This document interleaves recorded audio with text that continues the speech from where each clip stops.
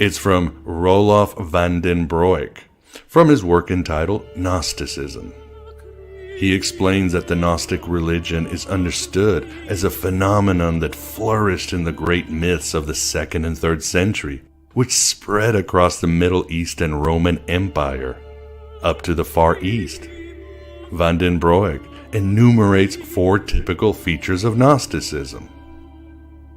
1. A distinction is made between the highest, unknown God and the imperfect or plainly evil creator God, who is often identified with the God of the Bible.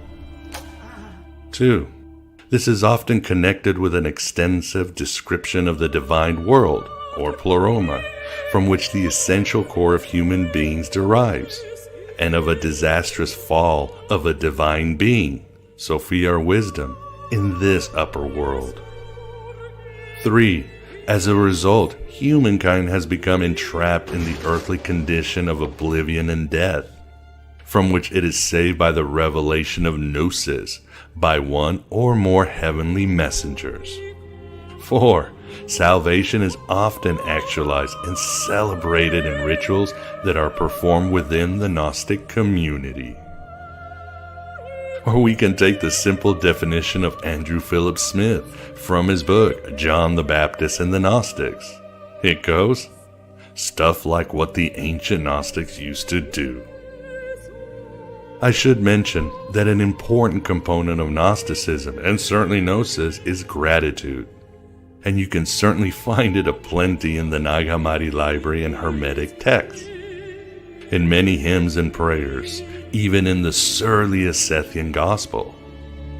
The truth of this universe is horror, but this also comes with awe, for there is a knowledge of higher realities, and that something can be done to rescue the light from the darkness of mere being. There's no reason one can't hold awe and horror at the same time in one's mind, and they're probably overlapping feelings when you think about it. Let us end with the prayer of thanksgiving from the Nag Hammadi library. We give thanks to you. Every soul and heart is lifted up to you. Undisturbed name, honored with the name, quote, God, and praised with the name, quote, Father. For to everyone and everything comes the fatherly kindness and affection of love, and any teaching there may be that is sweet and plain, giving us mind, speech, and knowledge. Mind, so that we may understand you. Speech, so that we may expound you. Knowledge, so that we may know you. We rejoice, having been illuminated by your knowledge.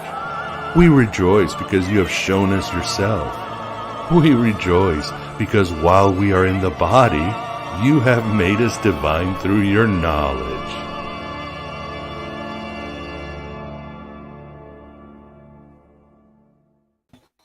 And we rejoice because we are live. A bit of a different introduction. Excuse me.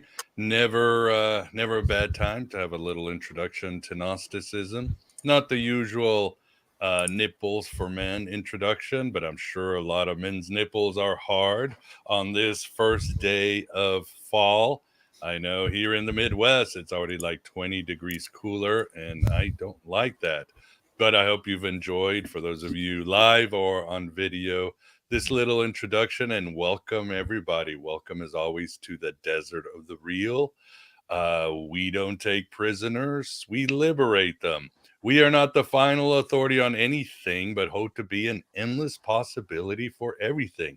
You are the final authority, and you come here to the Virtual Alexandria seeking that old-time gnosis. So, very special show tonight. We are celebrating the autumn equinox, and I can't think of anybody better to celebrate than my friend and the enigmatic and brilliant Grampong. Graham, how are you, and welcome.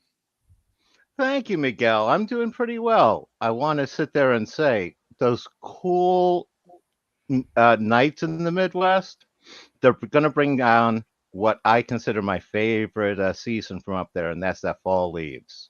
There's nothing like looking at those sea of fall leaves out there in the forest. Yeah, I miss those. I don't. I'm all about the summer these days. But what are You you gonna get do? them. It's yeah, they're just so short. But oh well. And with us too, we've got the Moondog Vance. Vance, how are you doing? And did you Thoth? You knew everything. Oh, I I don't had know. to come up with a pun. I had to come up with some pun. Well, I got the point. Pyramid. No, pyramid pun. Yeah, I love the leaves too, and leaves too until they fall off the tree. And then you got to rake them up. But it was 90 here in California today, in my section of California. So Good Lord. I think fall has not really started. Actually, we get warmer weather in the fall here, in a lot of Is that cases. normal? 90 degrees? Kind of. We get an Indian summer, or Native American summer, or whatever is politically correct today. I know it's hard to say anything in this age, is it? Yeah, How about commander's summer. how about we go Hobbit with second summer? There you go. There you go. I'll buy that for $1, as the other saying goes. So, well, awesome. Well, yes, we will be discussing the Hall of Thoth. And as always, for those of you who are running into the comment sections on YouTube and Facebook, if you have questions as we do this presentation, please write them in all caps, all question marks, or do a super chat, and we will certainly do our best to get to thee. As for some house cleaning, as always, please support this show. Please support all independent podcasters. There was a scheduled show tomorrow at 12:30 with Danielle Dusky on the season of the witch. It was sort of another celebration of the fall equinox, but we will have to reschedule. Unfortunately, Danielle got the Rona. She's doing fine, but she did lose her voice. Like Eve in the Gnostic Gospel, the Archon stole her voice. So we will have to reschedule.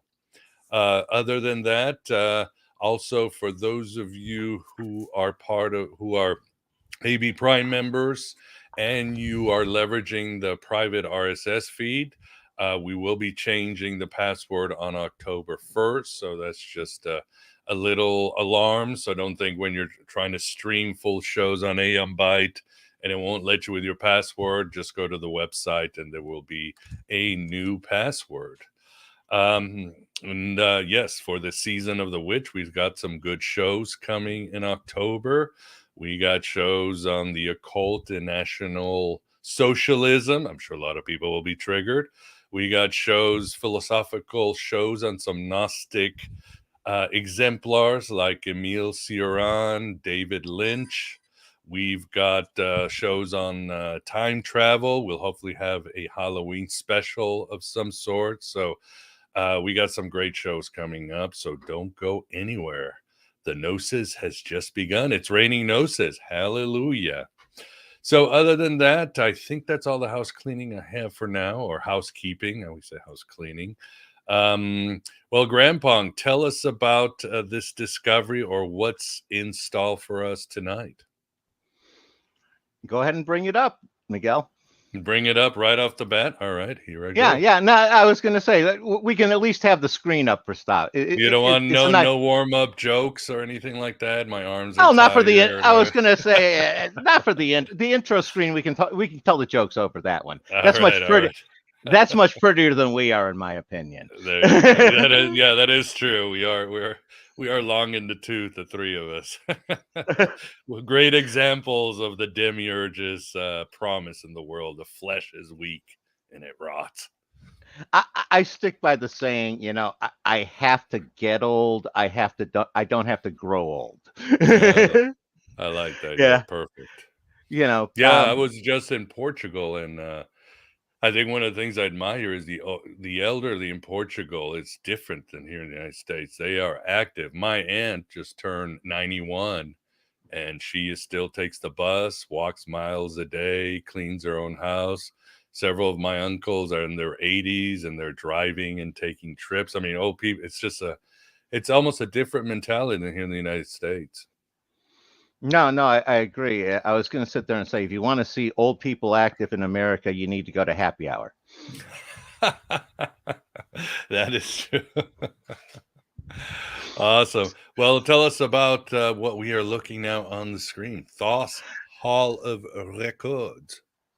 Yeah, I figured I'd pull out, Bill and Ted's TARDIS and dust that off and sort of go back to some old ideas of mine and kind of share with you some stuff that I think sort of cool. And it's like, it's I was reading a lot of this mythology and stuff early on, and we can it's one of those where I learned about building the pyramids when I was, I think, second grade, and when I was in my in my teens, I was sitting there and alternating between reading Eric von Daniken, and to balance me off, I read a Hal Lindsey book to balance it off. I figured between the two of them, I should end up with science and math straight down the middle. Exactly. So but this is one I had where it's like I read about that one, and then as we get to the slides, read about started reading Cayce about, and some of the New Thought movement and all of that stuff in my in the early 70s, and that sort of like flipped a lot of my ideas on the pyramids, and like an idea instantly, a very sensible location as to where Thoth would have put his Hall of Records. Just came to me, and again, this is like probably about 10. I was 10, and I've yet to see any evidence that indicates it can't be there. So just wanted to share it with you, and share some of my thought process and such. Have a good time tonight. Let's have a good time. Awesome. Love this new stuff. Shall we go to slide 2? Yep. Next slide. Let me know how to. I'll say next slide. Oh, okay. Gotcha. I wanted to go a little bit into my methodology, and I sort of start from a Socrates is sort of your base when you're starting with any sort of epistemology or anything. Right. And he did the whole a doubt rather than knowledge at the base of epistemology, because everybody else was running around talking about what they knew, and he's like, well, I don't know this. And as I said there, I sort of paraphrase there from Lord of the Rings. He was the one philosopher to bring them all in, and in ignorance bind them. And there's a part of me that's always been a little suspicious that Socrates saying that he knew nothing was sort of a humble brag, because if you know nothing, by the converse, you know everything, and it makes sense. And my last note is, he wasn't part of the academy, but he kind of gets a pass since, Plato didn't start the academy yet. And that's a real picture of him, right? 2,500 years ago. Of course. Of course. Or of course, or as he's known as San Dimas, Socrates. Yeah. Next slide. Next slide it is. This is one of my intellectual heroes. This is Charles Sanders Peirce. And his quote is, we cannot begin without complete doubt. And Aristotle formalized logic with deductive and inductive reasoning, 2,000 years ago. What Peirce did was he sort of split the middle and combined the two and came up with abductive reasoning. It's like, a lot of people say, there are things with like mathematical proof. You have absolute certainty. And then you have, your sensible stuff, like the sun coming up every day. But that's not certain. Right. And Peirce, he very much formalized a way where you could basically probabilistic logic. It's sort of like, as I sit there and say, me and LeBron James playing one-on-one. Yeah, people can say they don't know what's going to happen. Yeah, but let me bet. Give me 50-50 odds on LeBron, and I will bet all day long. And Peirce, for my money, is one of the most brilliant people ever. His writing is almost impenetrable to me until I already learn what he's talking about elsewhere. And then it's like, oh, that was what you were saying all along. He is just but one of the things is nobody knows about him because he got blackballed by the Academy. He got on the bad side of basically the president of Yale, and the only person, the person who really supported him was William James, the psychologist. Oh wow! And he basically at the end supported him, and fundraisers with his friends in Boston, and he never could. He ended up basically penniless when he died. So, and it's but again, they haven't even published all of his work yet. He's something else. And like I said, it's one of those, I go with the abductive reasoning because a lot of it is you're coming from more of that middle I don't know place. And you got your rails of absolutely true, absolutely false on the side.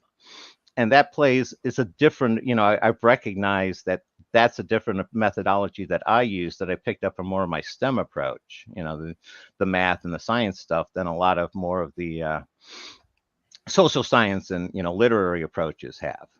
So next slide. This is the next philosopher in my chain. This is H.W. Jones Jr. He sort of took the Socrates and Peirce's and took it to the field.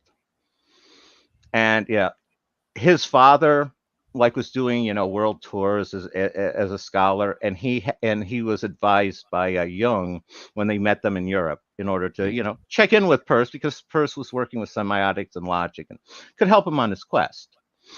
And Jones Jr., he kind of took the philosophy and took it into action, much like Aristotle did with Alexander. Unfortunately, neither Alexander nor Jones Jr. wrote a lot of papers or books. It goes with the territory.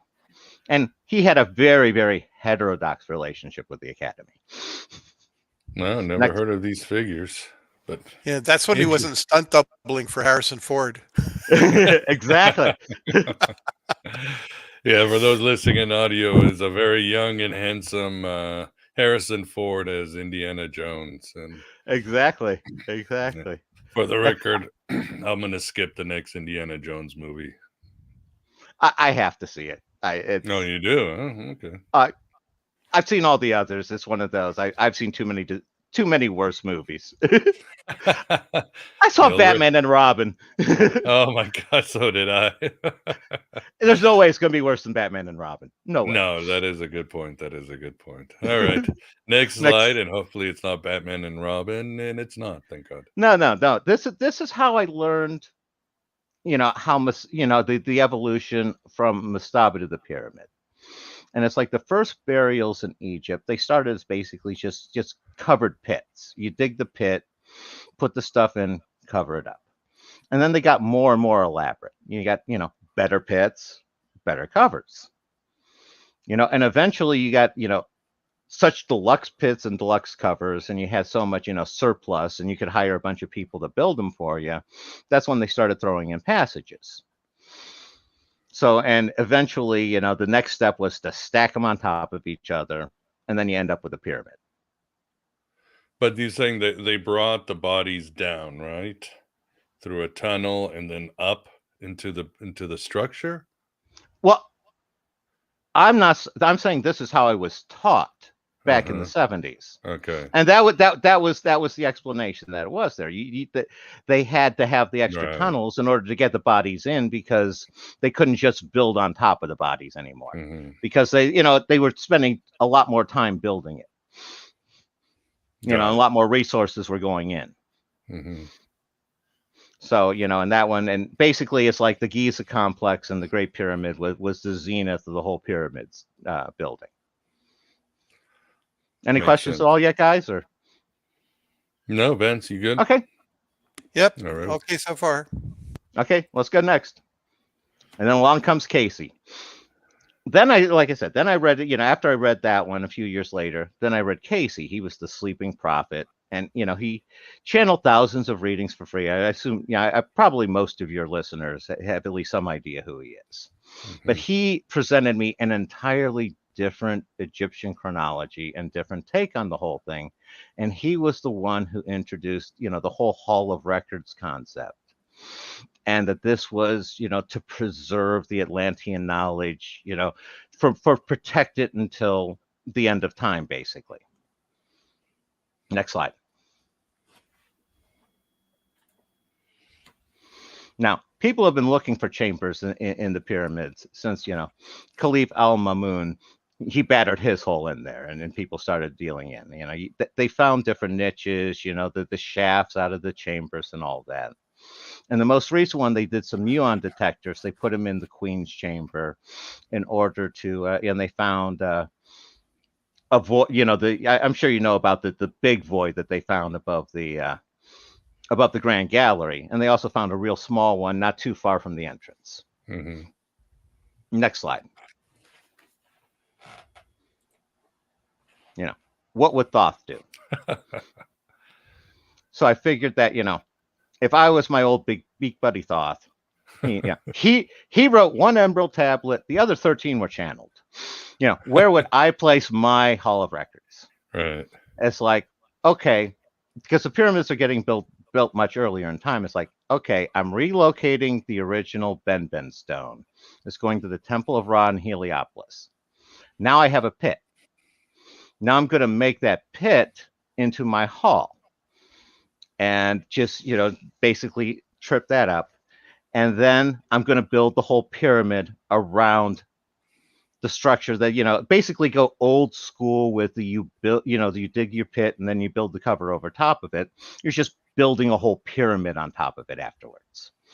And again, this has nothing really to do with the whole burial or tomb concept, since, this is just sealing basically a chamber. Next slide.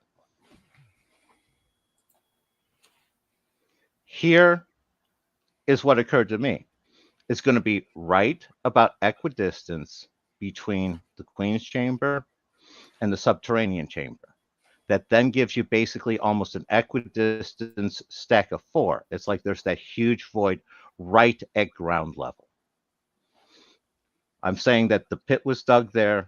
That's where the Hall of Records is. And you basically have almost solid granite for, 40, 50 feet. No passages, because it was all built on top of it. And that was the best way to protect it. And that's the best I could come up with. And I figure, heck, I'm a 10, 12-year-old kid. If I can come up with that, Thoth had to come up with at least that good or better, Yeah, it's better than put it under the paw of the Sphinx where everybody traipses in and out. Right. And for those who might be curious, what exactly is a Hall of Records for listeners? That is, Cayce introduced the idea that there were 3 Hall of Records that were basically established as Atlantis was falling in order to preserve the Atlantean records, Atlantean knowledge, and some of the artifacts. There was the one in Egypt, one in Mesoamerica, and then one in the Himalayas. And this was the Hall of Records that was established there, and that they were all going to basically be opened they were supposed to be stored and opened until the at the basically end of time, whatever that means. And however, apparently by the Cayce readings, the one in Mesoamerica had been located and looted. Probably Spanish invaders. Yeah. Again, this is Cayce channeling stuff. I can't be responsible. Right. Yeah. So in words. Yeah, so that's where I figure the location is. And there's no way the muon scan would have detected it, because they set up in the Queen's chamber above where I would think the hall, where my, where the location I believe it is. If they had set it up in the subterranean chamber, you would have had data that would have showed something at least one way or the other. But nothing to show, there's no solid evidence to show that it's not there. And it just seems a very sensible, logical place. Next slide. Oh, hold on. Wrong one. Here you go. Now, with those 4 chambers there, you now have some new possibilities for interpretation of the pyramid. It could be with, 4 is the number on the top of the jet. The pyramid now could be functioning something, a la, sitting on top, but like a jet pillar. It also, if you look at the next one, some sort of fractionating column for refining. If you look at the, the Grand Gallery and a lot of the other ones, it doesn't look that dissimilar to some sort of, refining fractionating situation. And the last possibility that it opens up, given that you have, what is it, dozens of feet of granite, it could be something along the lines of, Krishna's heart, sort of an arc reactor sort of thing. That was also part of powering the pyramid back in the day, but it's sealed in there, sort of, radiation protection and everything else. Again, all of these are huge speculations on top of an already speculative location. But just, it's interesting the possibilities. Very cool. Next slide. And that's my ending. The Wild Stallions Gospel. Both chapters be excellent to each other and party on, dudes. That's where you got it. That's where you got it. I knew he looked familiar. Exactly. Well, that was a short and concise presentation. I'm sure we can talk about much more. My question for the audience that might want to know, what was Cayce's vision of the fall of Atlantis? What was his take on it that differs from Plato and others?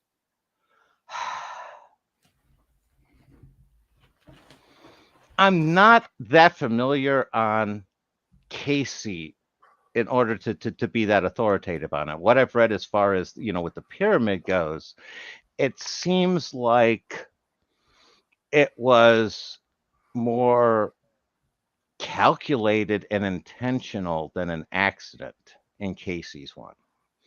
It's like it was sort of a pre-planned collapse disaster. Yeah, that was sort of the take I did and that's why you had the halls of records and everything in order to rebuild afterwards. Mm-hmm. And he had it right over the Sahara. Is that where he had Atlantis, or where he claimed it was? No, Cayce was the one with the Bahamas and the Mediterranean. The Bahamas. Okay. Yeah. He had it where there was basically the Sargasso Sea area that subsided and sunk right about then. That's where Cayce had his Atlantis at. And I'm of the take is there were many Atlantises many Atlantises, that many of them sunk at different points in time. It's a cyclical kind of thing. It was an empire. Yeah, it was an empire. And for the audience, Grampong talks about it in our last interview on Homo, divinas, and Atlantis. So, where you sort of reconstruct this timeline, and Atlantis is in it. And yeah, as Terence McKenna says, Rome falls 9 times an hour. I'm sure Atlantis is falling 9 times an hour too. But has Rome fallen? Well, there you go. Philip K. Dick would argue with that, because the empire never ended. So. I was going to say, never argue with Phil. No. Definitely not. If not, those 3-eyed Christians will come and get you. Vance, what do you think? Do you have a question or a question from the audience? We had one question. Mark Jefferson wanted to know if Thoth had any corresponding identity in the Nordic, in the North. Which god would he correspond to? That's one of those sticky questions, because once you get up into the Norse areas, there's not an interpreto that works really, really well.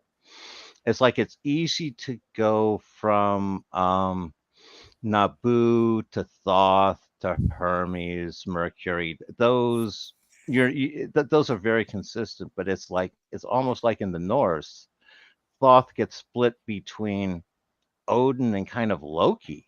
Yeah, exactly. Because I've always had trouble with the interpretation of Hermes as Odin. It always seemed like Loki was a much better fit for him, in my opinion. Now, I don't know about what you guys think there. Yeah, but a lot of the symbolism and other things does lean, again, more towards Odin. So, yeah, I would certainly agree that it's split. Probably gets more complicated when you get into just the continental, the mainland or Germanic, because I think Loki is specific to Scandinavia. He doesn't really appear in Germanic lore and all that so. Oh, I didn't know he didn't make it much into the mainland. I assume past Denmark. He must have had something in Denmark, because that's basically Scandinavian. Right. No, it's one of those. It's more of the portfolios of the gods. It's like the portfolios kind of get split differently up north, and my guess is a lot of that is the colder weather and such. They have different priorities, so that they end up splitting hairs slightly differently.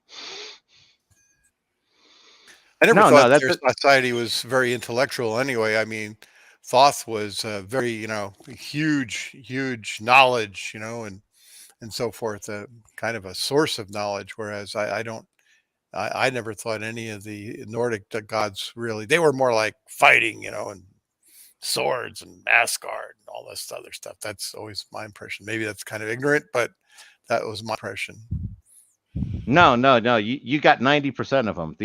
There's only a couple of them that weren't, and it's sort of like Odin was one with the I'm going to hang on the tree for 7 days in order to figure out the runes. Loki was always the schemer. He was always, yeah. He was definitely not he was the one. Again, from the Marvel stuff. He was always the, writing checks. He didn't have enough in his account to cover. And a lot of times he was able to get it into the bank before the check hit, and if he didn't, that's where you get Sleipnir from. Yeah, scheming as opposed to investigating the knowledge of the universe. Well, I was going to say it's scheming, but if you look at all of the stuff that the Norse gods have, other than the stuff with Odin, pretty much it all came from Loki. Thor's hammer was was that one. The walls of Asgard. Yeah. The walls of Asgard he got him for free because he bet the one giant, and that's where Sleipnir came from. He basically tricked the giant's horse, so the giant couldn't finish it on time. And the meat of poetry was. I was gonna say, well, it's one of those where Thor's kind of a dolt, but Well, it's again the trickster archetype. They're the ones who bring the knowledge and the gifts to humanity. I know Thoth really isn't much of a trickster, but then, of course, once he transformed into Mercury or Hermes, you've got that trickster idea. But yeah, the trickster is the one who brings fire to both the gods and the humans. I was going to say, if you're looking at, back in the, Sumerian, Babylonian, you got Nabu being the son of Enki, kind of runs in the family. Yeah, and for the audience, bringing up movies again, don't waste your time watching Thor: Love and Thunder. It was just shit. The only good thing about that movie was the screaming goats, and the rest of the movie was just dreadful. Have you guys watched it? No, I haven't yet. Ugh. So you're saying the goats didn't scream long enough for you? They should. Oh, you wanted them to scream longer. Yeah, that was the best. They were the best part of the movie. Drown out the horrible plot and writing and wasted opportunities with comic book narrations that just got butchered and destroyed. It was a disaster. Did they disrespect Thor? No Loki at all. Yeah, they disrespect Thor. No Loki. It was just that one. It had a feeling of a little bit too woke for my taste of being able to be that good of a movie. Yeah, I wouldn't even go that far. I mean, again, when No. the worst thing was the writing and the plot line, and that was least of your worries. The least of the pain would be the wokeness. So Trust me. was it the trying to fit too many comic books plots and stories into one movie? Yeah, and trying to make them all comedies, not having enough time for some serious, for some pathos, if you would, just Sort of yeah, like that too much slapstick, especially with serious. If you the comic book narrations that they have were pretty serious stuff, and this one they try to make it into some sort of a slapstick, tongue-in-cheek stuff. It was just disastrous. Well, they were able to make it work with Guardians. Hmm. I guess, and they've been trying to fit Thor into Guardians, and I think that might be kind of what they're trying to do here, but again, they could have done it a heck of a lot better, sounds like.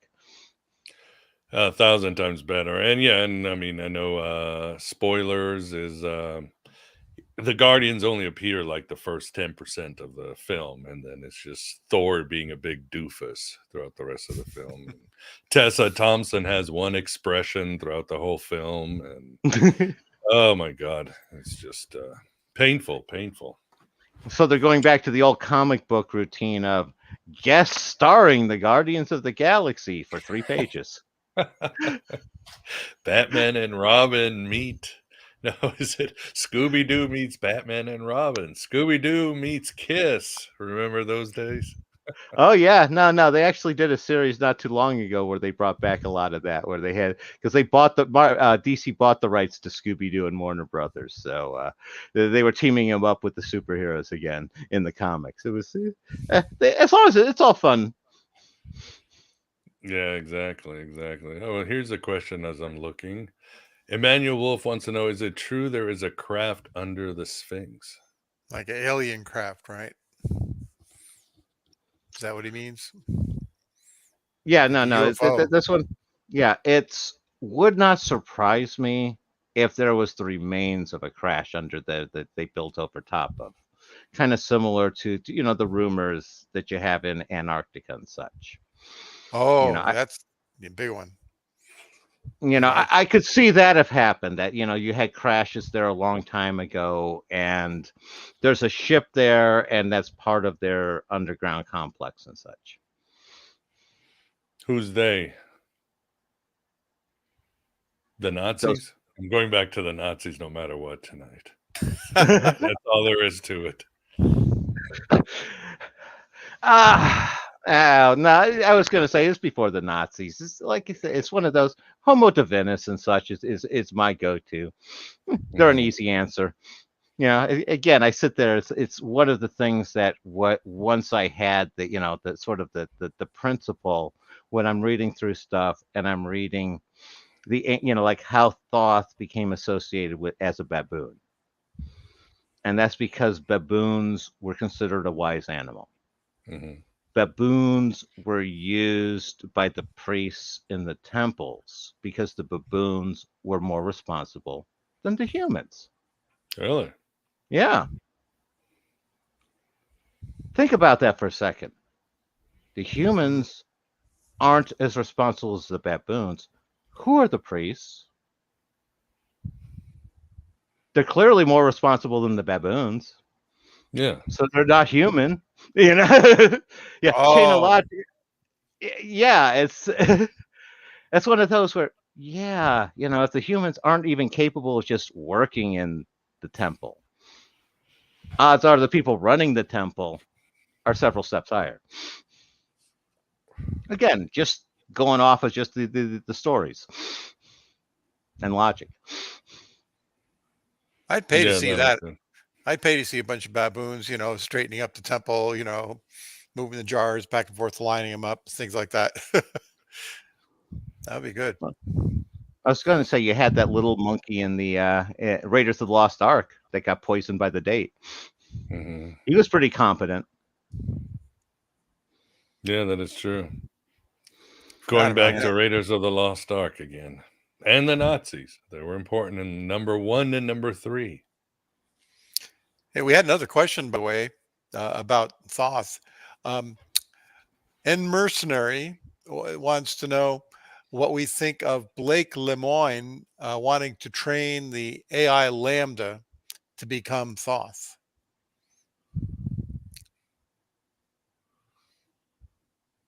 Huh. In other words, That's the first I've heard of that. Now.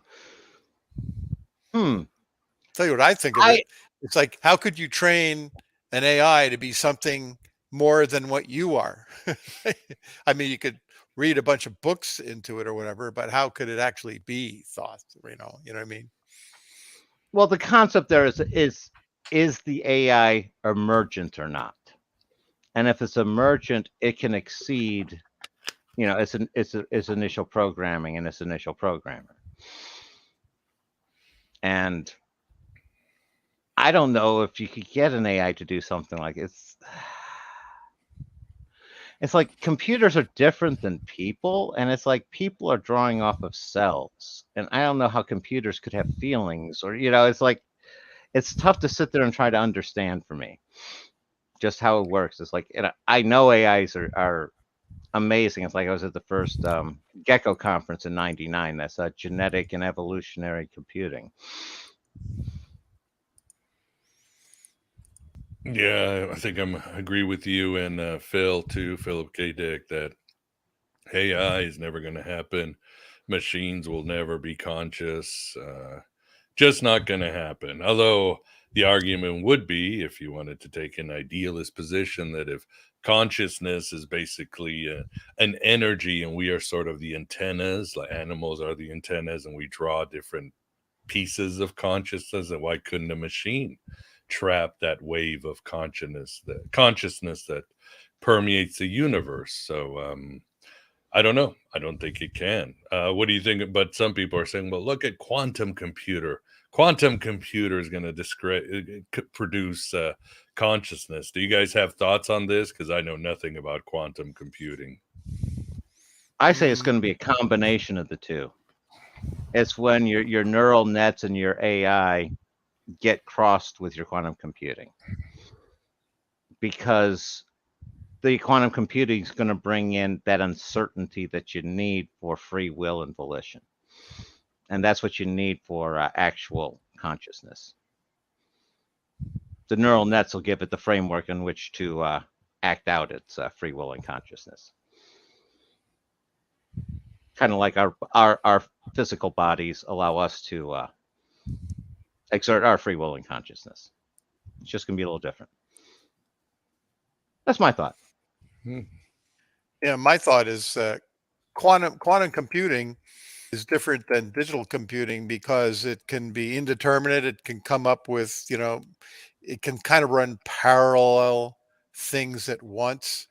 So it would probably be good to speed up perception. But what an AI needs is, first of all, it needs to build a model of the universe and a model of itself. It needs a connection to the universe of some sort. And, human beings have connections to the universe, consisting of the senses. But many of us believe that we have more than just, sensory connections to the universe, that there's a spiritual connection. And I think that's where it starts to fall apart. Any mechanical contrivance would have to be able to tune in, so to speak, to whatever information source goes beyond, light, matter, and so forth, whatever spirit's made of. Yeah, Graham, what? Go ahead. No, I was just saying, I would agree with you, Vance, and that's exactly where the quantum would come in. Is it is pulling from that beyond, that beyond, light and time space sort of realm. That's why the physicists have had such problems dealing with it. Yeah, non-locality, right? The in the quantum world, location really doesn't mean much. I mean, it's kind of probabilistic, as far as what's where.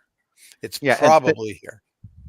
And that ties back to my presentation with Charles Peirce, where that's what he was dealing with, is that level of just, it starts with uncertainty. And, that certainty is like islands within seas of uncertainty. Certain yes, certain no's are like seas within probabilistic. And that's very close to like how the quantum goes. And that's why, like I said, I'm a big fan of Peirce. I use a lot of his ideas. He starts from a different base I do, but, or maybe he doesn't. I don't know. I don't understand enough of it, I guess. I throw up my hands. Yeah, at some point. Oh, there's some people you just can't. It's like Jung, man. How many pages are left to be unpublished to be read? And that's not even counting all the, what is it, 10,000 that have been published?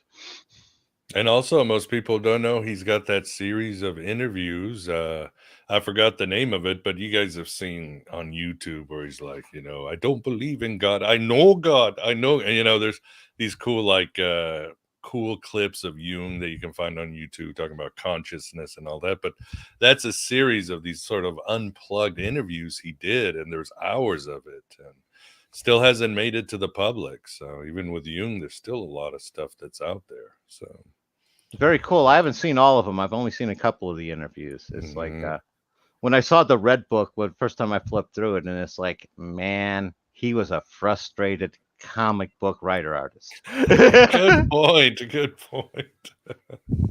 He would have been very happy in the 70s with Moore and all these I was thinking Mobius. The first time I flipped through his Mandelas, I was thinking of Mobius's horny goof, if you've ever seen that, with the way it melts page to page, and it's like, right. Yeah, man, you were like 70 years ahead of him. Exactly. And yeah, for the audience, on a little, we want to do a future show on comic books and pop culture, but just to whet their appetite, if you had to provide a list of top 5 Hermetic and or Gnostic comic books, Graham, what would be your list? And you've given me some suggestions that have just been awesome. Yeah, no. The last one that I suggested to you is right there. It's one of the masterpieces of the industry, and that's Planetary by Warren Ellis and John Cassidy. It was awesome. They managed to keep the same creative team together for it took them, I think it was 6 or 7 years to get the whole series out. Normally you throw in, fill-in writers or fill-in creators, but they allowed the people to tell their story, and it ended up working. And that one's up there. So much by Moore. I mean, obviously V for Vendetta. It's hard to say which one by Moore isn't necessarily Gnostic. For me, ironically, his most obvious Hermetic or Egyptian mystery one, Promethea, I think, is some of his weakest writing. It's like he was trying to force it. I don't know. It's good, but it's nothing as moving as other. There's a lot that Moore was doing that was similar to what Ellis was doing in Planetary, where they were changing the different art styles from issue to issue. Right. It's, for me, I love J.H. Williams III's art just so much. I really don't care who's writing it. The fact that it was Alan Moore, just, it was a bonus, even if it wasn't his best. And for me, I loved his Armageddon at the end of the series. It worked so well with the way he did that one, with interplaying with Tom Strong and this whole ABC universe. And we should do an episode just on Moore because there's so much about Moore that people they don't know, don't understand. Let's do it, a show on Moore. Yeah, and I guess for comic books, I would say we've talked, Grant Morrison, obviously The Invisibles is the great Gnostic treatise, and what's in it? Multiversity is pretty good. Yeah, no, Invisibles is solid. That one, a lot of that got cribbed for The Matrix too. Mm-hmm. Oh yeah. it's obvious. Oh, no, it was one of that's why Grant was so pissed about that. That's why he left DC at that point in time. He was just they took it. It's like they had the Invisibles comics on the set, and Yeah. So we're handing them out. Yeah. the Wachowskis came from the comic industry previously. That's where they started the writing, and it's just he was not happy about that. Powers is surprisingly Gnostic in the comic Powers? series. Yeah, it was a TV series briefly, but that's another Warren Ellis one where it's police officer in a city of superheroes. And I'm trying to think what else. I'm trying to think some of the other off the beaten path kind of things.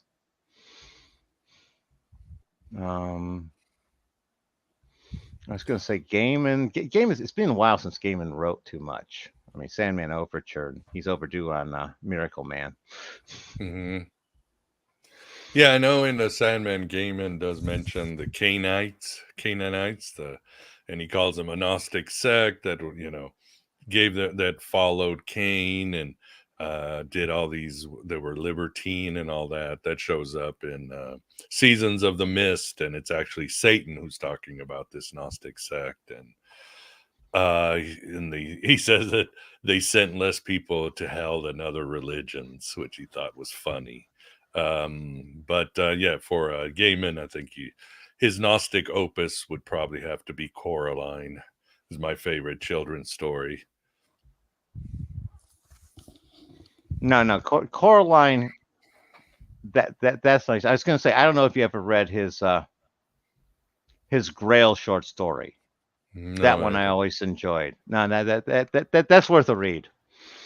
No, he has it again. What I like with Gaiman, it's he's, for my money, he is just a master of the craft. I don't know if you ever read the Miracle Man series at all. Mm-hmm. But very good, yeah. That highlights the difference between Moore and Gaiman, because in like Moore's last issue, he had like one throwaway balloon, one sentence, and Gaiman would take that one sentence and turn that into an entire issue. And then he put all those issues into a series. And it's like, yeah, he can take anything and turn it into a well-crafted story. Moore's a combination of it's like Morrison early on, he was just running on just raw, just raw fumes, don't know what he's doing.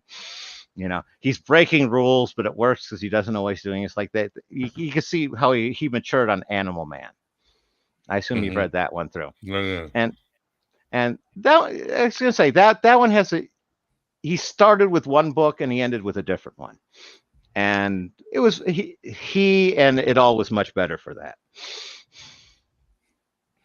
Trying to see what else I'm thinking of. I would say surprisingly, Runaways would have a certain amount of that dualistic back and forth leveling. Because you have the parents are the villains, so the kids become the heroes. I don't know. What are some of your favorite ones, Miguel? I think you just mentioned all of them. I think, I mean, as far as Gnostic theme, those would be the one. For just in general, there's a whole bunch of them. I mean, I'll have to think about it. I was going to say in the superheroes, there's a lot of stuff that got embedded back in the Marvels. It's like, the Thing has a certain about a Gnostic thing with, the stuck in there. It's Yeah, and then of course you have there's a villain called Abraxas, and one in Marvel. It gets thrown in there. It's like Dungeons and Dragons. Gary Gygax was just throwing everything in the kitchen sink and creating all this this wonderful syncretic stew of stuff. I was going to say there's probably more esoteric stuff in Dungeons and Dragons than almost anywhere else. Yeah, and it always cracks me up because Gary Gygax was a Jehovah's Witness. So I did not know that. Yeah, he was. So was Prince. I knew that. Mm-hmm. Prince was too. And one of the great underrated guitar players of all history. The man could play guitar better than almost anybody. Oh, I sat there and said when he died, it's like he was the greatest overall package we will ever see. Between Agreed. writing, singing, performing, the instruments, the engineering on the records, the thumbing your nose at the record industry, the whole thing.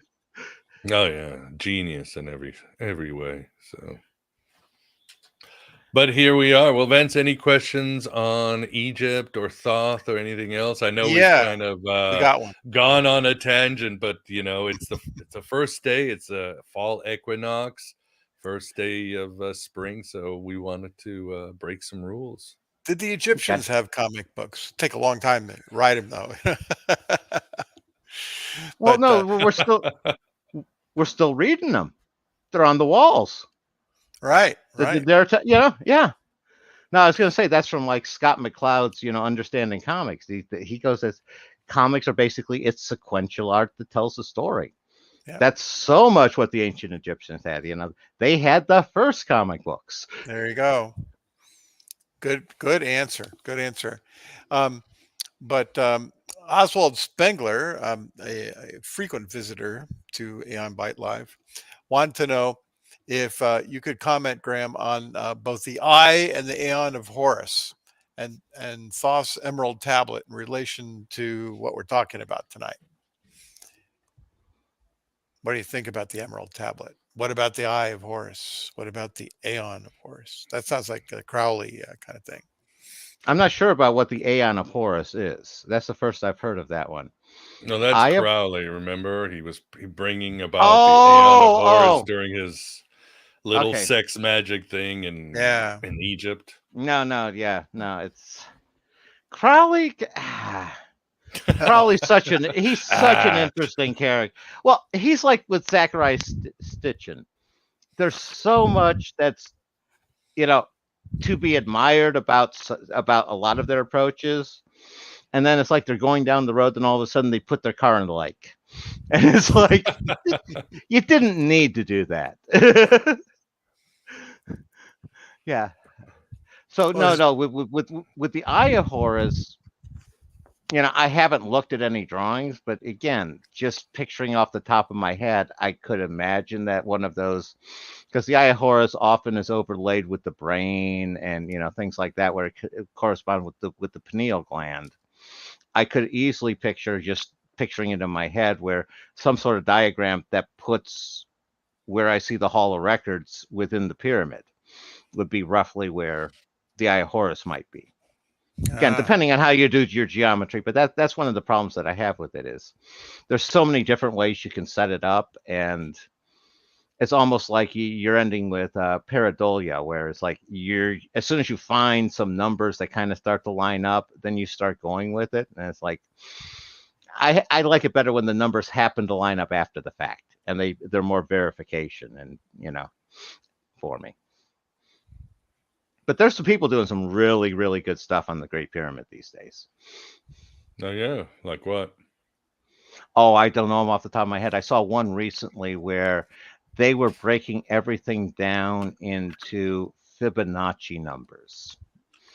And they were basically saying, and it's the idea that the pyramid was built using a slightly different mathematics, using slightly different numbers. And with the math I know, what they were saying made a lot of sense. They definitely sounded like they were onto something, and as they kept saying, it's like they had their theory and they kept looking more and more, and it kept lining up more and more, and that's always a good sign. I was gonna say. Has anybody come up with a good, timeline? You've seen those predictive timelines where you map on the time, starting from the entrance of the pyramid and it goes up the corridor, and this place corresponds to 1900 and this corresponds to World War I. And is that all over, or is somebody still trying to do that? Oh, I'm sure there are a bunch of people trying to do that. That's again where they some of them reconciling with Book of Daniel and that situation. I don't know, again, it's one of those, I'm dubious. anytime that it's so easy to read stuff in, and that's one of those things that we know for certain about doomsday prophecies. Yes. Everyone has been wrong so far.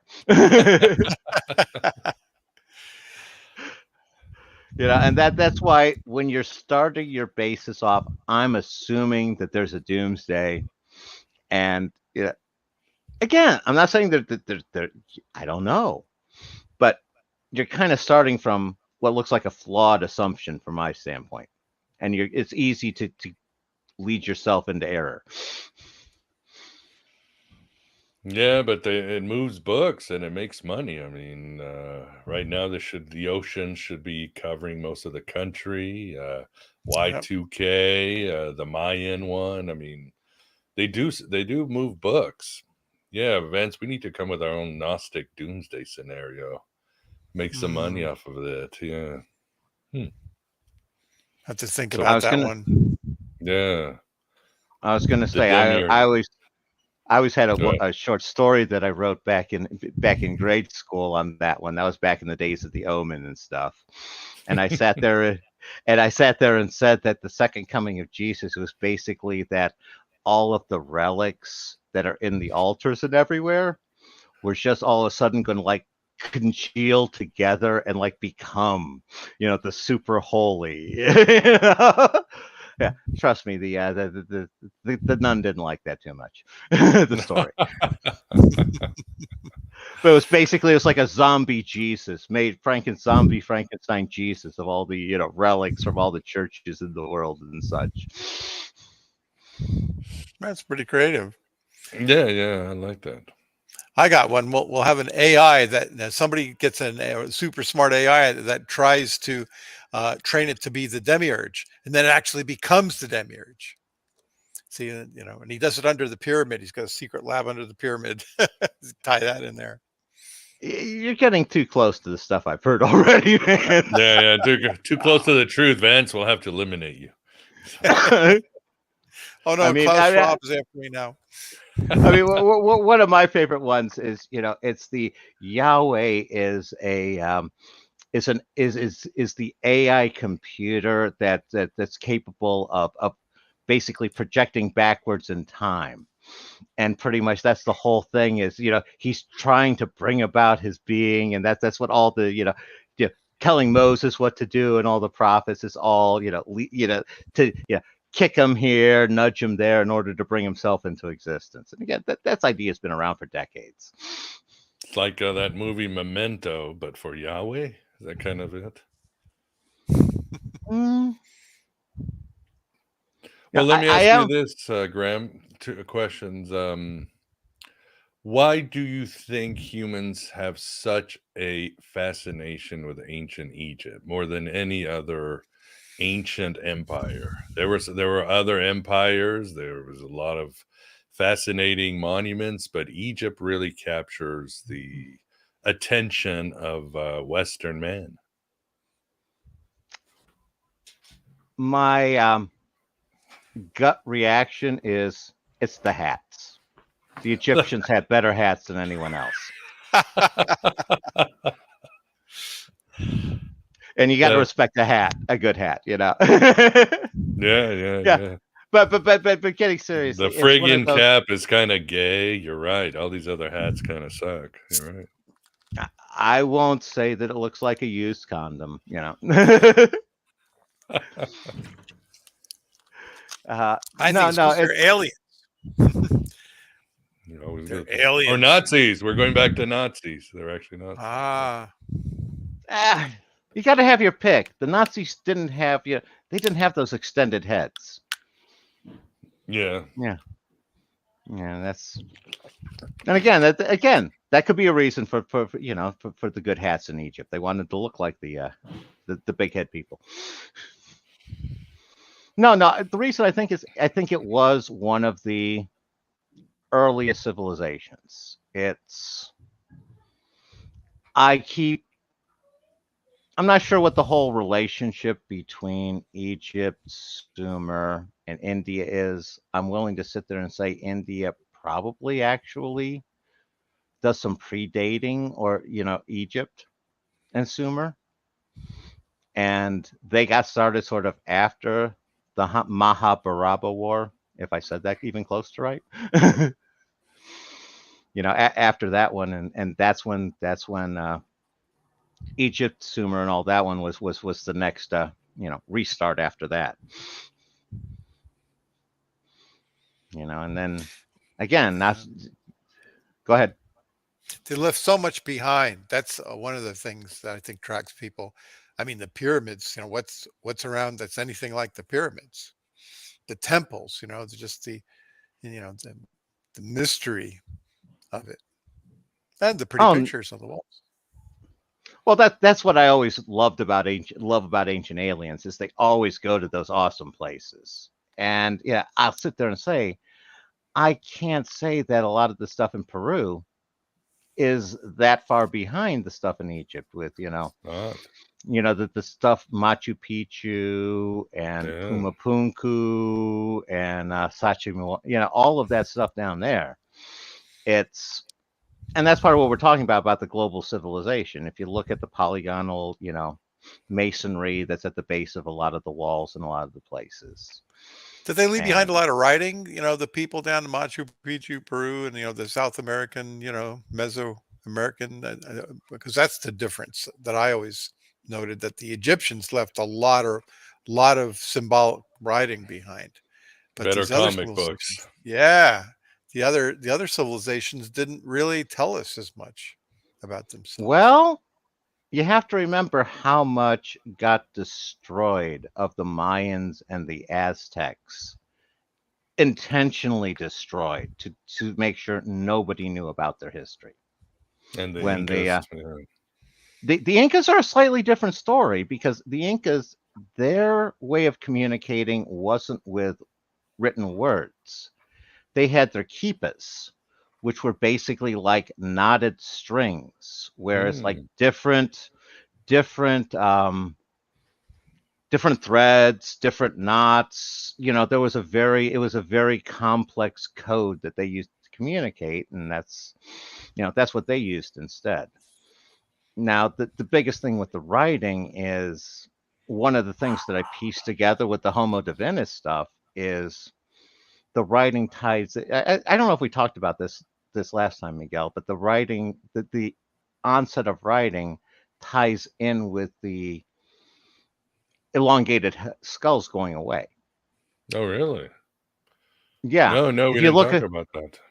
Yeah, no. And the reason I realized for that one is they didn't need writing because they could remember from their previous lives. If they learned it in one life, they knew it in the next one. So there was no need to write anything down. And now you're talking about, what happened with, the whole drinking from the, the river of Lethe, and, where people don't remember their past lives now. Right. And how about that telepathy? Maybe they were telepathic, and then you wouldn't need writing either. Oh, there was probably something like that. Again, I don't know how true it was. You had like Madame Blavatsky and, telepathically communicating with the masters in Tibet. I don't know. All that channel theosophy stuff it's interesting, but it's interesting. Grains of salt. Yeah, and briefly before we go, could you give a little summary of Homo divinas, as you've mentioned it a few times, and there might be some people in the chat and the audience who, how dare they, might have missed our last interview. Oh, I thought everybody sees all your shows, Miguel. Yeah.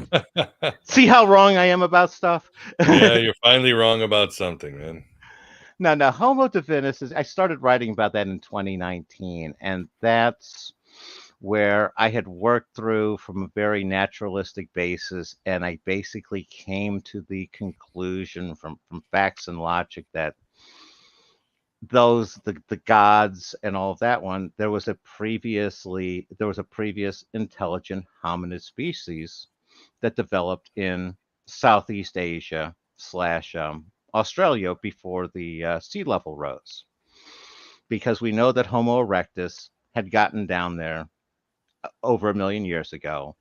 We know they were seafaring. We know they got to the islands and became Florensis and all of those.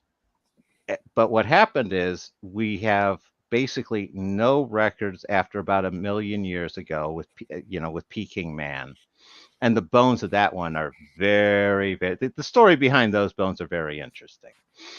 Cloak and dagger, people getting bribes, meet at the top of the Empire State Building sort of stuff. It's interesting to look into.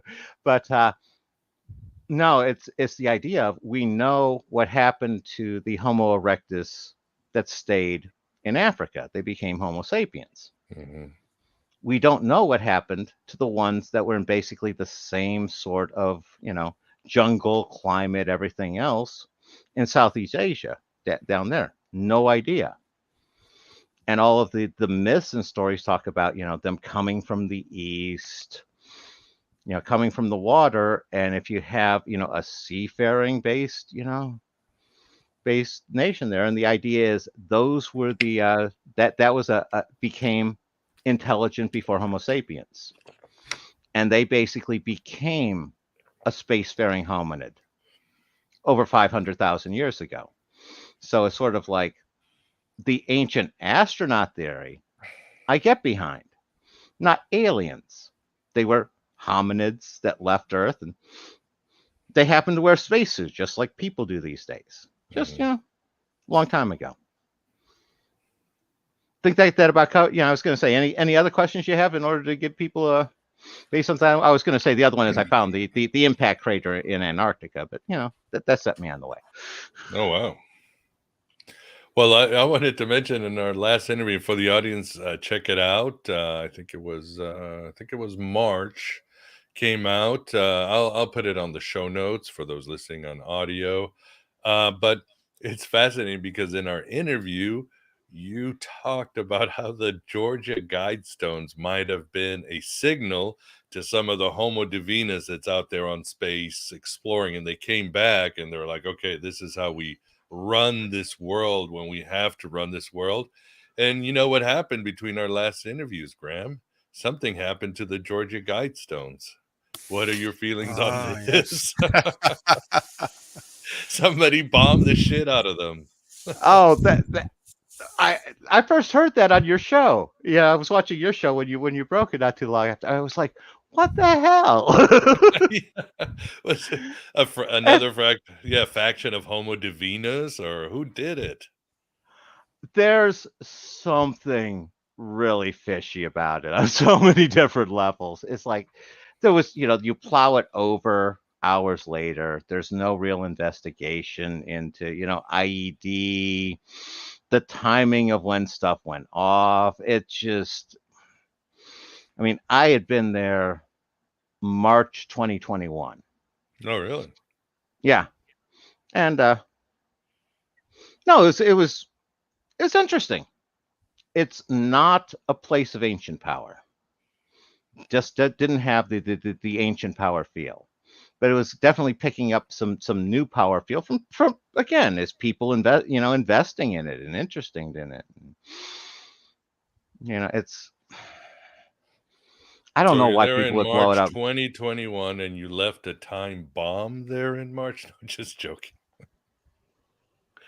I hope not. I was gonna say, Yeah, exactly. I hope us talking about it didn't get it blown up. It's like, I know that was that I wrote a snippet on it, and that was the one that got me the biggest amount of hassles from people. Really? Why? Part of it is, one, I kicked myself because I had tried to make a rule of cutting off at just past World War II. Because sort of in the Secrecy Act, you don't want to be talking about stuff people alive are necessarily involved in. Right. And it's like people on both sides of the aisle are obsessed with it, both on the Freemason side and on the anti-Freemason side. And it's like, it's like critical theory, regardless of what position you take. Somebody shooting at you. Mm-hmm. You know, it's Yeah. that's again. I used to be able to get along okay discussing politics with people because I just sort of feel them out and find out, oh, you hate Trump? Here's my list. It's even longer than your list of reasons to hate Trump. Now, if somebody else came up and said Biden, I'd have a longer list than they had for Biden too. I hate both of them equally. As I sat there and said, I stood in line for an hour to fill in a ballot with neither of them filled in for president because I couldn't figure out what I was supposed to be choosing. You know, which septuagenarian billionaire was going to get to unfairly reward his family and friends over the next 4 years. Mm-hmm. That's what it seemed like to me, and if that's what it was, That's what it I was. don't need to weigh in on that one. They can everybody else can decide who gets to do that without me.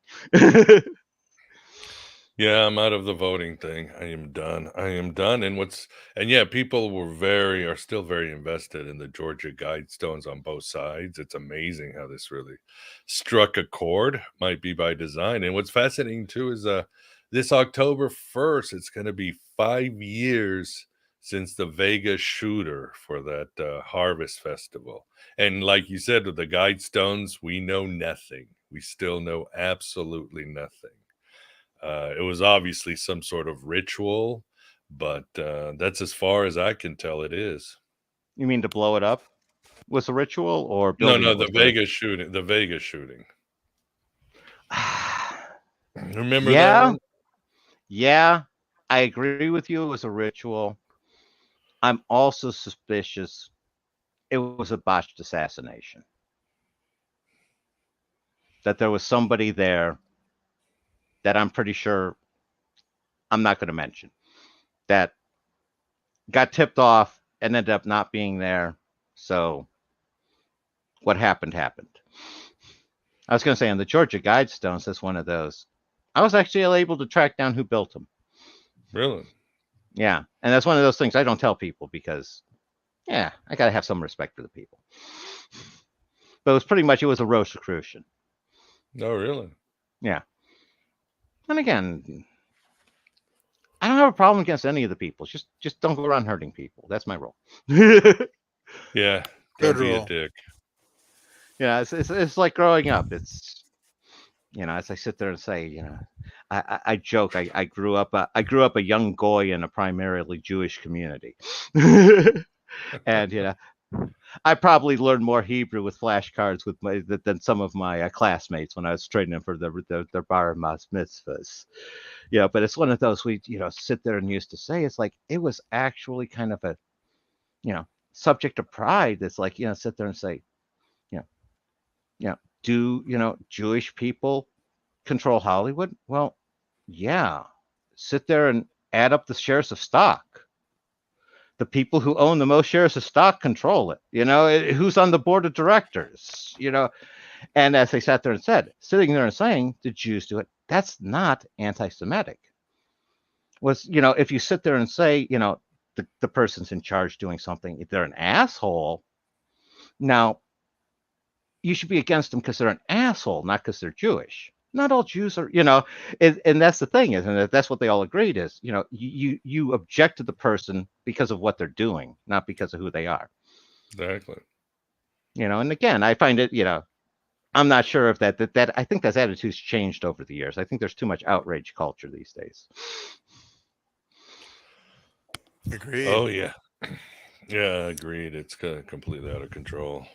Well, I think they're going to make a new version of the Georgia Guidestones. They're just going to have one big tablet that said, "You will own nothing and you will be happy." Big stone. Eat bugs, live in a pod. Right, Yeah, right.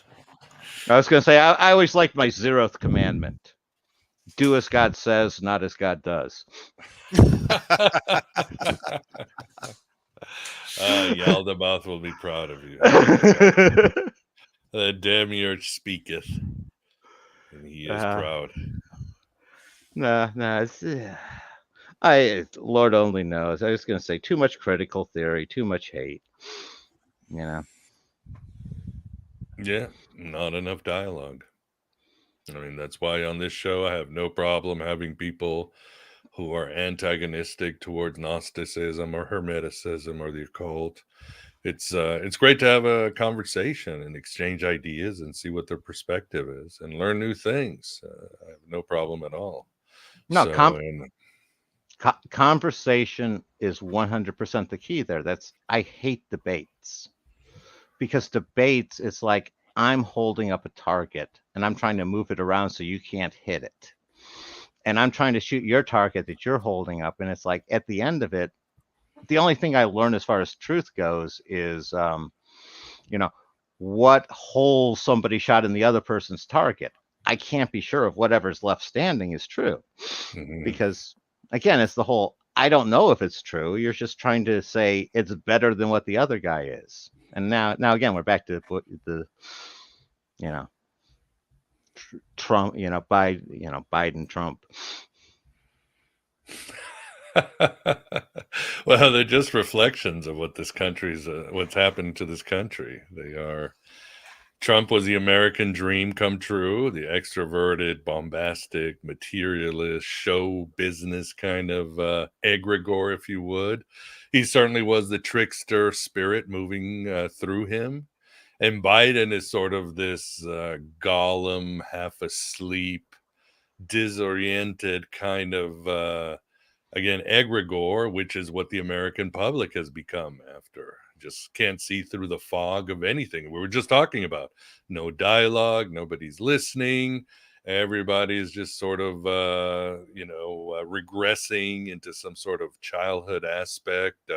Senile, like old people turn more into children. So, Biden, Trump, Biden are a reflection. They are our egregores. They are our shadows. They are our projections. So we want something better, than we as a people have to look inward, and we have to walk the walk and express better thoughts and have better dialogues. So I don't want to get on a tangent, but here we are. No, I agree. And it's the Nazis' fault.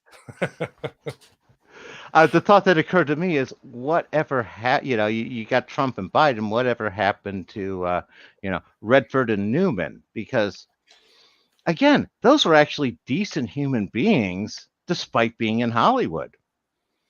Redford was married to his wife the whole time. Newman, with same thing, and all the money that they gave away, the Sundance Festival, that's not what I'm seeing in the current crop. No. But I wonder, did Butch Cassidy and the Sundance Kiss survive at the end of the movie? I still think about it at night in bed. Well, in the actual story, in the movie, it freezes. Right, it freezes, yeah. No, but in the actual story, they get slaughtered. Oh, okay. Well, I guess I know now, after all of it, 40 years. Next you'll tell me Tony Soprano died at the end of the show. Next you'll tell me this, huh? No, I can sit there and tell you he had a stroke, and he doesn't remember anything now. Became the president of the United States now. Just sort of out of it. One thing like Anchorman with Brick. Oh, God. Yeah, Biden must be an Alan Moore fan, because he was auditioning for the dictator in V for Vendetta. Oh, dear Lord. The Dark Brandon, right? I only wish Biden was that smart. It's like, I honestly go back and forth. Is Biden more senile coming in than Reagan was going out? I think, good point. That's a good thing to consider. Both are certainly out of it. And Biden was he was always just a weasel. He was never popular. He lost every time he was running for president. He was always part of the neoliberal establishment, big for big pharma and the military industrial complex. So he was just basically shoehorned. Even the people don't have a choice anymore. That's how bad it is. Well, Biden had reached the point it was his turn. They didn't. They couldn't. It was either going to be him or Hillary, and they just couldn't stomach running Hillary again. It's just, I was going to say on Biden, it's Bernie Sanders was probably the most. He should have been the nominee. Bernie, his ideas, I'm not sure they're scalable much above about a 10,000 person city. I don't think they're going to work on a nationwide level. I like Bernie a lot. But I was going to say, getting back to Biden, you remember why Biden had to drop out of the 92 presidential race? It's because he had plagiarized the convention speech. Right. And what he had plagiarized Neil Kinnock's childhood and was passing it off as Joe Biden's childhood. That's terrible. And it's like, You were forgiven. Plagiarism is one thing, but that's childhood. Sort of do you have like nothing that's real in Joe Biden? And the answer is, well, we see. Well, he's mystical. All is one, right? All is one. And I agree with Joseph Farrell, who says that, his senility is not because of some old age. I mean, we are in an age where that can get treated. It's because of all the evil he's done throughout its life has just shattered his brain. So it's just, again, he's part of a bloodthirsty group of people that have been in Congress too long. And like you said, they wait their turns and the establishment will put them in there. Mitt Romney was an example. And who was the guy who ran against Clinton? What's his name? Dole. Bob Dole. Yeah, I mean, just because it was his turn, but he was a terrible politician. Just, again, this whole group of neocons, neoliberals, it's just ridiculous. Well, that's the funny thing with Dole is he had a real shot of winning it and probably would have if it wasn't for Newt Gingrich. Really? Newt stabbed Bob Dole in the back in between the Republican convention and the Democratic convention by cutting a political deal with Clinton that went directly against Dole. And it was basically taking the winds out of Dole's whole campaign after the convention was over and giving this huge, big deal to Clinton to use going into the Democratic convention. No, I don't remember that, but... No, it's one of those stupid, silly things like that stick out. That, and I can't totally hate Bob Dole because, he kind of likes Britney Spears. If you remember those ads, yeah. Yeah. I was gonna say, but he had a sense of humor about himself. And that's one of the things with those people is the ones actually running for me aren't really so much the problem. It's the one setting the agenda. Because they're just puppets for globalists at the end of the day. Shadow government. Yes. Well, for the most part these days, they try to find people that are blank slates, right, where they have no voting record. They have, nothing that's not, crowd tested, and that they're saying all the right words, and people are going to read into them whatever they want. And it's like this one. My father explained politics to me as a child, and part of it is I can't get it out of my head. And he was a lifelong independent and made me one. It's the right recipe for America got torn in half pretty much at World War II. One part, Democrats took half, Republicans took the other half. They both run on their half of what Rights for America. Mm-hmm. As soon as one of them wins, what do they enact? The other half, which is what we said about, Biden and Trump. Enrich ourselves, enrich our families, enrich our campaign contributors. And so they're sitting there and they're feeding at the trough and the other party's out of power. So they rightly point and say, hey, they're not doing what's right for America. They're just enriching themselves. Here's our, they tout their half and say, got to switch for this. And your typical American says, yeah, they're feeding off the trough. Yeah, that's what needs to be happening. And it's not. I'm going to vote for the other side this time. And then, they vote for the other side. And when they get into power, American public shocked. That second half of the agenda, where it's the enriching everybody, goes in.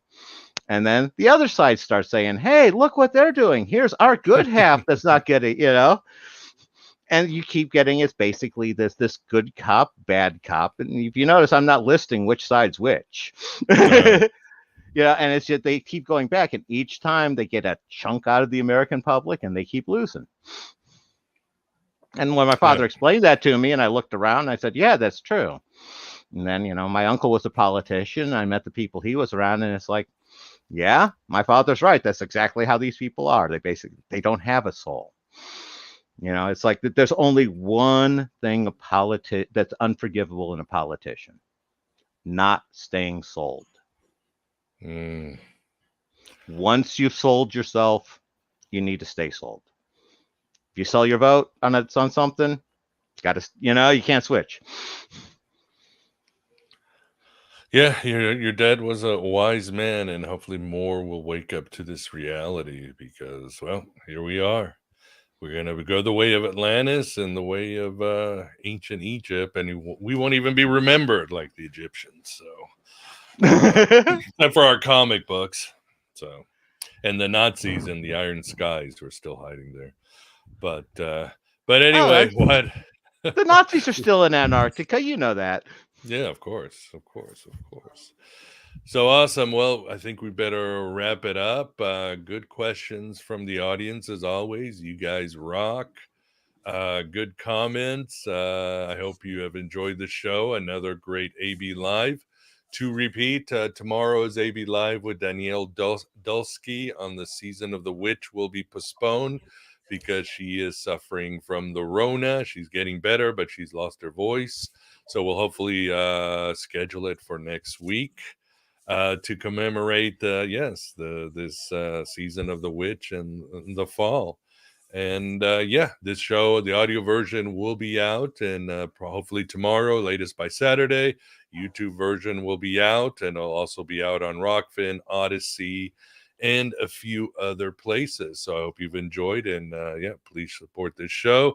Again, for those who subscribe to the private RSS feed for Aeon Byte, we will be changing the password on October 1st, so look out for it. So I think that's all I got. So first of all, Vance, thanks for keeping us company tonight.